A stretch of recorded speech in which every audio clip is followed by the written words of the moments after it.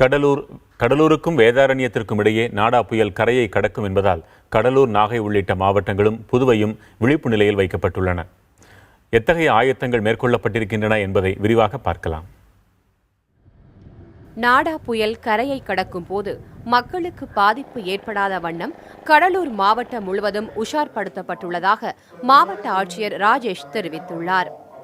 மேலும் 28 புயல் பாதுகாப்பு மையங்கள் தயார் நிலையில் உள்ளதாகவும், மாவட்டத்தில் தீயணைப்பு, மின்சாரம், சுகாதாரத்துறையினர் தயார் நிலையில் வைக்கப்பட்டுள்ளதாகவும் அவர் கூறினார். பெரிய மரங்கள் இருந்துச்சுன்னா அதுக்கு கீழேயோ நிற்கிறத நீங்கள் தவிர்க்குமாறு நாங்கள் கேட்டுக்கிறோம். காற்றினுடைய வேகம் அதிகமாக இருக்கிற காரணத்தினால தயவுசெய்து கூரை வீட்டில் இருக்கிறவங்கெல்லாம் உடனடியாக நீங்கள் ஷெல்டருக்கு எங்களுடைய வருவாய்த்துறையில் இருந்து வந்து வரணும்னா கொஞ்சம் கோஆப்ரேட் பண்ணி நீங்கள் போனீங்க அப்படின்னா நம்ம அந்த இதை உயிர் சேதங்களை நம்ம தவிர்க்க முடியும். மீட்பு பணிகளுக்காக படகுகளும் பொக்லைன் இயந்திரங்களும் தயார் நிலையில் வைக்கப்பட்டுள்ளன. மழை மற்றும் புயலை எதிர்கொள்ள திருவள்ளூர் மாவட்ட நிர்வாகம் தயார் நிலையில் உள்ளதாக ஆட்சியர் சுந்தரவள்ளி தெரிவித்துள்ளார். வானிலை ஆய்வு மையத்தினுடைய அந்த எச்சரிக்கையை வரப்பெற்றதுடன் நாங்கள் எங்களோட மீட்டிங்ஸ், லைன் டிபார்ட்மெண்ட்ஸ் மீட்டிங் போட்டுட்டோம். ஊரக வளர்ச்சித்துறை, பொதுப்பணித்துறை, நம்ம இபி அண்ட் வருவாய்த்துறை, இவங்க அத்தனை அதிகாரியும் அலர்ட் பண்ணியிருக்கோம்.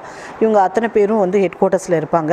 அது மட்டும் இல்லாமல் மாவட்ட நிர்வாகத்தின் சார்பாக கட்டுப்பாட்டு அறை 24 மணி நேரம் இயங்குகின்ற கட்டுப்பாட்டு அறை இருக்குது. அதில் 1077 நம்பரை பீப்புள் கிட்ட பப்ளிசைஸ் பண்ணியிருக்கோம்.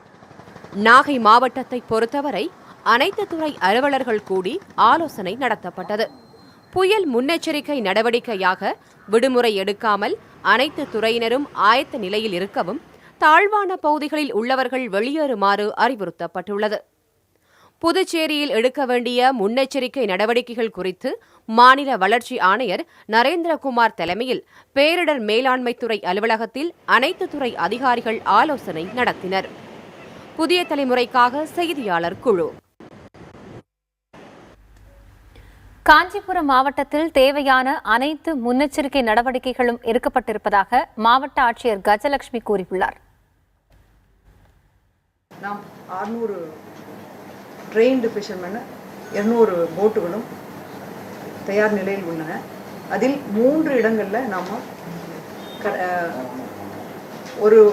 ஒவ்வொரு லாரியிலையும் 2 போட்டு ஏற்றலாம்.